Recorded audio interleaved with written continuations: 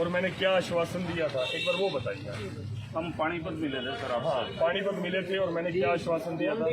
आपने यही आश्वासन दिया था भाई कुछ ना कुछ हम रास्ता जो है देखेंगे। आप जिला प्रधान है? हाँ जी, सुशील कुमार जी। सुशील भाई अपने मेरी सुनो, अपने प्रदेश के आपके जनरल सेक्रेटरी जो है अरविंदर बुरानी, वो कहाँ पे है? वो आज मीटिंग में हर मीटिंग में 5 सदस्य में भी मेरे साथ रहे, सरगुरह। आपको पानीपत की सरजमीन पे कहा था कि आपकी लड़ाई लड़ूंगा, आपका पक्ष रखूंगा, मजबूती से कहा था। आपसे ज्यादा आज भी उस पक्ष को रख रहा हूँ। आज भी सवेरे मेरी इस विषय को लेकर बात हुई है। आज भी चंडीगढ़ में 3:30 बजे की मीटिंग है। पक्ष को रख रहा हूँ। आप बिल्कुल मीडिया के सामने अपना पक्ष रखिए, आप अपना रोष प्रदर्शन करिए, सारा कुछ है। आपको आश्वासन दिया था, आपका पक्ष रखूंगा, रख रहा हूँ, आगे रखूंगा। सर इसमें हमारा तो कोई दोष नहीं है। हम तो यही बात कहते हैं कि हमारा कोई दोष नहीं है। अगर भर्ती प्रक्रिया गलत है तो उसमें इन साथियों का जो 1983 पीटीआई साथी हैं, जो आज बेघर हो गए हैं, जो सड़कों पर उतर गए हैं, इन पे कोई आजीविका का साधन नहीं रहा है, इनके बच्चे जो हैं वो किसी के शादी के लायक हैं, इन्होंने होम लोन लिए हुए हैं, पर्सनल लोन लिए हुए हैं, ये इनका कहाँ से इंतजाम करेंगे? जो माननीय सुप्रीम कोर्ट का जो फैसला आया था 8 अप्रैल 2020 को, उसमें किसी भी साथी का कोई दोष नहीं है। अगर दोषी है तो सरकार है। जो स्टाफ सिलेक्शन कमीशन है, वो स्टाफ सिलेक्शन कमीशन हम किसी साथियों ने नहीं बनाया है, वो सरकार ने नहीं बनाया था। बता दो सरकार कौन सी है, बेचारे गलत फहमी ना लग जाए। वो हुड्डा सरकार के अंदर हमारे हुड्डा सरकार के अंदर हमारे सरकार के अंदर हमारी भर्ती हुई थे। ये इतने लेकिन जो लाखों लोग देखेंगे वो कहीं ये ना सोच ले कि याली सरकार का बताइए। ठीक है सर, बिल्कुल आपने बात सही कही। हुड्डा सरकार के अंदर हमारी भर्ती की गई थी। टीवी के आगे बोल 2010 में हमारे 1983 पीटीआई नियुक्त हुए थे। इनकी पूरी 1983 पीटीआई साथी जो हैं पूरे हरियाणा से भर्ती प्रक्रिया को पूरी करके नियुक्त हुए थे। लेकिन जो सुप्रीम कोर्ट का फैसला आया है उसमें भर्ती प्रक्रिया को ही गलत ठहराया गया है। भर्ती हुए थे हम हुड्डा सरकार में, लेकिन जो स्टाफ सिलेक्शन कमीशन था वो हमने तो किसी साथी ने नहीं बनाया था। अगर स्टाफ सिलेक्शन कमीशन बनाता है तो हुड्डा सरकार ने बनाया था और उसी के वो मेंबर थे और उनमें से ही चेयरमैन था। लेकिन हमारा 1983 पीटीआई साथियों का क्या दोष है जो आज बेघर हो गए हैं? जो किसी सारे साथी 45 और 55 के बीच में है, किसी का कोई दोष नहीं है, बच्चे बड़े हो गए हैं, लोन ले लिया है, तो हम कहाँ जाए? अगर सरकार जैसे हमारे एमपी सांसद संजय भाटिया जी, इनसे हमें पहले भी मिली, हमारी कमेटी जो हमारी स्टेट कमेटी है वो मिली है, जैसे अभी हमारे एमपी साहब ने बताया, और अभी भी ये कुछ कर रहे हैं, तो हम आज भी उनसे यही निवेदन करते हैं माननीय संजय भाटिया जी से कि वो बीच का कोई रास्ता निकालें और हमें पुनः बहाल किया जाए। क्योंकि पहले भी सरकार ने बहुत अच्छा गेस्टों के लिए अपनी विधायी शक्तियां इन्होंने प्रयोग की, और उन विधायी शक्तियों के तहत जो हमारे भाई हैं जो गेस्ट टीचर थे वो आज अपनी नौकरी पर हैं। तो अगर ये सरकार चाहे, सरकार से मैं अपील करूंगा कि कोई ना कोई बीच का रास्ता जरूर निकाले, अपनी विधायी शक्तियां प्रयोग करे, और जो साथी है 1983 पीटीआई जो आज सड़कों पे आ गए हैं इस कोरोना उस महामारी के अंदर, आज जो इनका इतना बुरा हाल है, 45 डिग्री का जो टेम्परेचर है, मेरी मातृशक्ति है जो वो सड़कों पे आ गए हैं। आज हमारा 9वां कर्मिक अनशन लघु सचिवालय के बाहर पूरे हरियाणा से हम धरना दे रहे हैं, हर जिले में कर्मिक अनशन चल रहा है। तो मैं ज्यादा न कहते हुए सरकार से यही अपील करता हूं, माननीय संजय भाटिया जी से बहुत हाथ जोड़कर नम्र निवेदन करता हूं कि वो बीच का जरूर कोई रास्ता निकाले और इन 1983 परिवारों को बचाए। जय हिंद, जय भारत। हाँ जी, आपका नाम देख सकते हैं किस तरह के द्वारा यहाँ पर सौंपा जा रहा है। जो हमारे संजय भाटिया जी हैं, आप देख सकते हैं किस तरह से टीचर्स 1983, आप देखिए किस तरह से यहाँ पर सौंपा जा रहा है। पीटीआई टीचर जो हमारे 1983 थे उनके द्वारा संजय भाटिया जी को यहाँ पर ज्ञापन सौंपा जा रहा है। उनसे भी हम बातचीत करके जानने की कोशिश जरूर करेंगे क्या कुछ इनको सोल्यूशन यहाँ पर दिया जाएगा।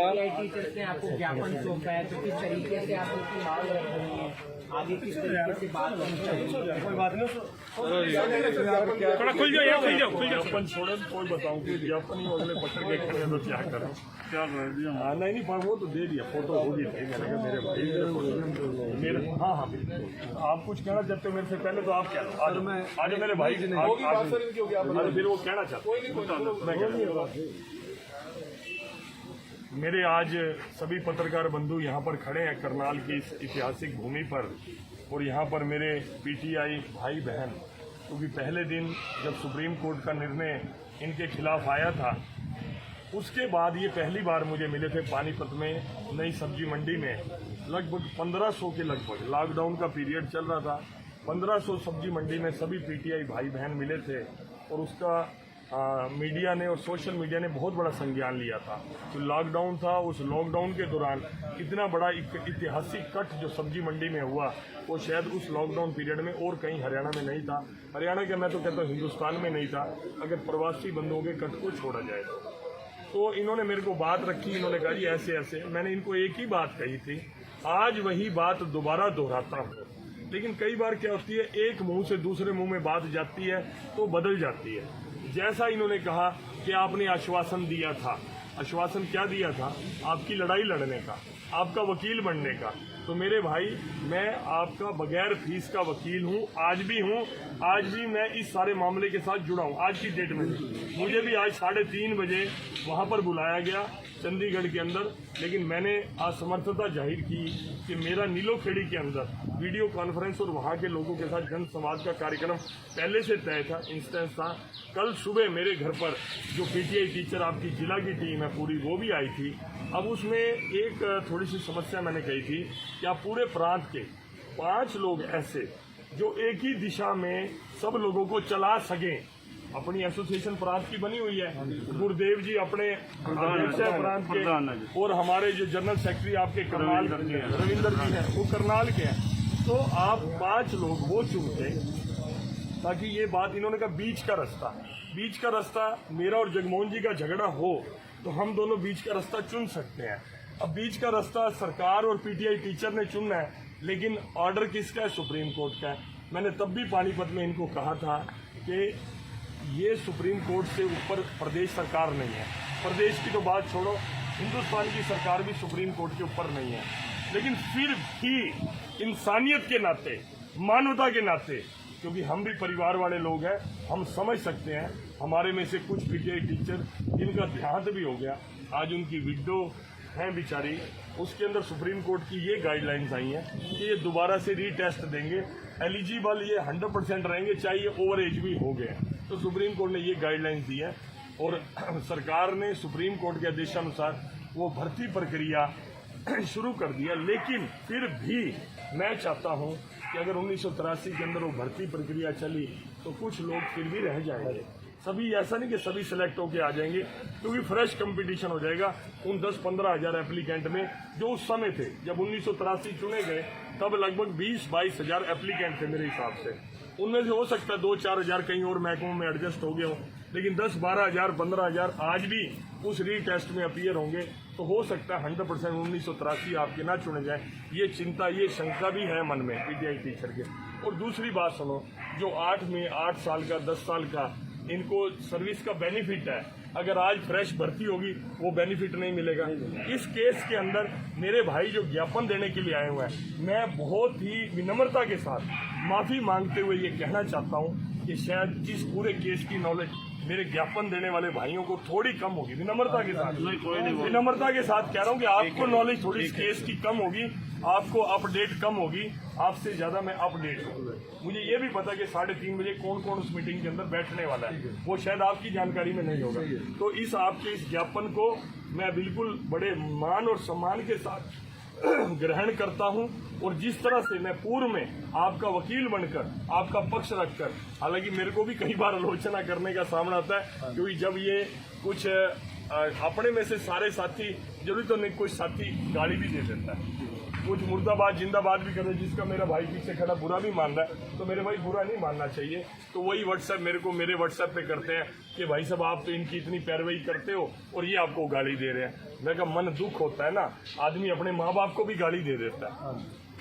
बच्चा कहता है आपने मेरे लिए करा क्या। जिस माँ बाप ने अपनी जान बच्चे को दे देते हैं, अपना पेट काट के बच्चे को पढ़ाते हैं, वही बच्चे कह देते हैं माँ बाप को कि आपने मेरे लिए क्या करा। तो इनके मन में दुख है, मैं उस बात का बुरा नहीं मानता, लेकिन स्थिति स्पष्ट होनी चाहिए। क्योंकि आपने सरकार बोला तो आम आदमी सरकार का मतलब आज की जो सरकार है बीजेपी की वो मानेगा, जबकि हुड्डा साहब के टाइम में ये भर्ती थी, उन्हीं के टाइम में चैलेंज हो गई थी। ये भी नहीं कि उनकी भर्ती हमारी सरकार जो माननीय मनोहर लाल जी की सरकार है उसमें चैलेंज हुई हो, उस समय आपकी भर्ती हुई, उन्हीं की सरकार में चैलेंज हो गई। अगर थोड़ा सा आप बिल्कुल सही है, आपका कसूर नहीं है, भर्ती प्रक्रिया का उन्होंने पूरी तरह से पालन नहीं किया। उन्होंने अपनी मनमर्जी करी। इंटरव्यू के नंबर जब उनकी नोटिफिकेशन हुई कुछ तय किए, जब निर्णय करने की बारी अपनी मर्जी से वो नंबर बढ़ा दिए, क्योंकि कुछ एक को उन्होंने एडजस्ट करना होगा। क्या उनका कारण था वो वही जानते हो। लेकिन हमारे लिए 1983 पीटीआई जो बर्खास्त हुए 100% मेरी नहीं, मेरे शब्द संजय भाटिया के शब्द नहीं है, ये शब्द पूरी भारतीय जनता पार्टी के हैं। ये शब्द हमारी हरियाणा में जो अब की सरकार है, ये शब्द उनके हैं कि हमारी सहानुभूति आपके साथ है, लेकिन कोर्ट की अवमानना करने की ताकत किसी की भी नहीं है। फिर भी निरंतर बैठकें हो रही हैं। आपने हाई कोर्ट में रिलीफ के लिए डाला, वो रिलीफ नहीं मिला। सुप्रीम कोर्ट में रिलीफ के लिए डाला, वो हमारी रिव्यू पिटीशन डाली, वो भी कैंसिल हो चुकी है। आज की परिस्थितियों में जो बेस्ट पॉसिबल है, जो हो सकता है, मैं पूरी ताकत के साथ, पूरी शिद्दत के साथ आपका पक्ष रखूंगा। ये आश्वासन मैं आपको दे रहा हूँ। कई बार आश्वासन शब्द का ये हो जाता है कि भाई साहब आपने आश्वासन दिया था कि आप हमारे को नौकरी दोगे। मैंने ये शब्द नहीं बोल रहा। पूरी ताकत के साथ आपका पक्ष रखूंगा, वकालत करूंगा, ये विश्वास मैं आपको दिलाता हूँ। Thank you.